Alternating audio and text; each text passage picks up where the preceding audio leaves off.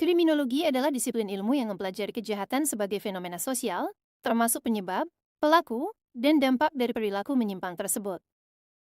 Secara etimologis, istilah kriminologi berasal dari kata cerimen yang berarti kejahatan dan logos yang berarti ilmu, sehingga dapat diartikan sebagai ilmu pengetahuan tentang kejahatan. Kriminologi dikembangkan pada akhir abad ke-18, ketika berbagai gerakan yang dijiwai kemanusiaan mempertanyakan kekejaman, kesewenang-wenangan, dan inefisiensi dari peradilan pidana dan sistem penjara.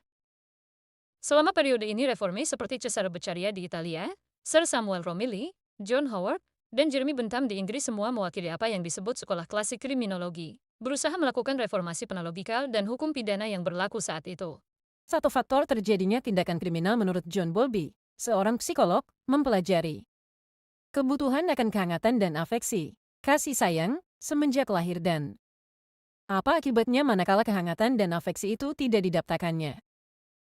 Teorinya dikenal dengan teori of attachment, teori kasih sayang, yang terdiri dari 7 hal yang penting, yaitu A. Specificity, kasih sayang yang sifatnya selektif. B. Duration, kasih sayang yang berlangsung lama dan bertahan. C. Engagement of emotion, melibatkan emosi. D. Ontogeny, rangkaian perkembangan, anak membentuk kasih sayang pada suatu figur utama. E. Learning, kasih sayang suatu hasil dari interaksi sosial yang mendasar. F. Organization, kasih sayang mengikuti suatu organisasi. Perkembangan. G. Biological function, perilaku kasih sayang yang memiliki fungsi biologis, yaitu survival.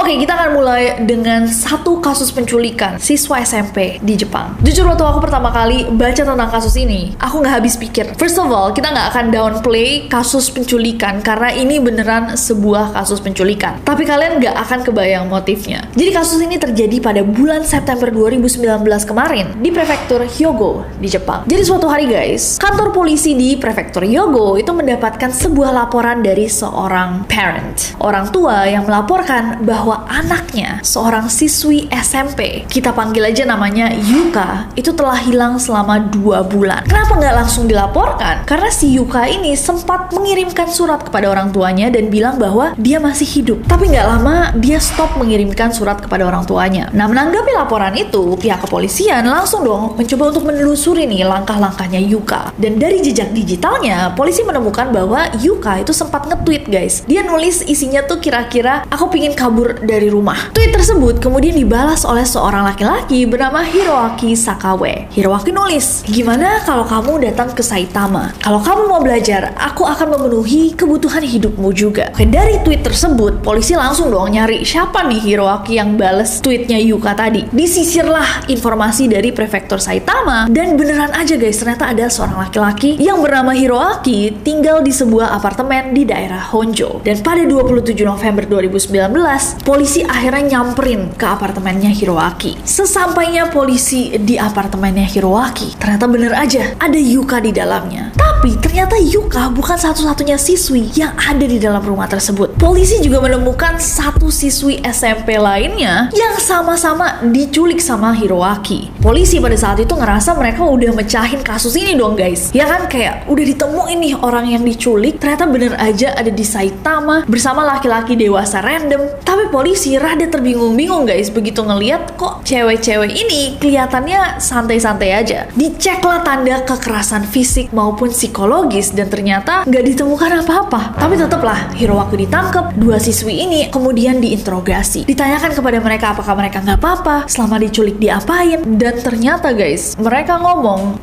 enggak pak, saya emang sukarela datang ke sini. Kenapa kamu sukarela datang ke sini? Dan ditemukan guys bahwa ternyata selama Hiroaki Hiroaki menculik mereka, yang mereka lakukan itu hanyalah belajar secara mendalam tentang real estate. Yes, real estate. Dan selama belajar tentang real estate, mereka diperlakukan dengan sangat baik, makan 3 kali sehari, dikasih kamar pribadi, dan Hiroaki sendiri bahkan gak tinggal di situ. Dia tinggal di ruangan apartemen yang berbeda. Dua murid ini juga diperbolehkan untuk menggunakan handphone mereka, pakai internet, bebas keluar masuk apartemen, boleh ngirim surat ke rumah. Polisi terbingung-bingung guys, karena mungkin biasanya pihak kepolisian kan menangani kasus-kasus yang jauh lebih ketebak ya, template gitu. Template in the worst possible way, tapi ketebak. Akhirnya Hiroaki juga diinterogasi kan. Hiroaki ini guys adalah seorang pria umur 37 tahun. Ditanyalah dia kenapa dia nyulik 2 siswi SMP. Dan pas ditanyain polisi, Hiroaki mengaku bahwa dia alasannya menculik mereka berdua itu agar mereka bisa belajar tentang real estate sama dia. Dan ternyata Hiroaki punya perusahaan real estate-nya sendiri. Jadi Hiroaki mempersiapkan 2 anak ini untuk lulus tes agen real estate biar nanti setelah lulus bisa kerja sama dia juga. Dan ternyata lagi pada Oktober tahun 2018, jadi setahun sebelumnya, Hiroaki juga udah sempet ditangkap polisi karena menculik siswi lainnya juga. Dan walaupun alasannya Hiroaki bener-bener ya dia mau ngajarin orang-orang real estate ya, tetap aja ada limitasi bagi seorang pria dewasa untuk mendekati, membawa, bahkan menjalin hubungan pertemanan dengan anak-anak di bawah umur tanpa sepengetahuan orang tua mereka. Jadi Hiroaki tetap dihukum.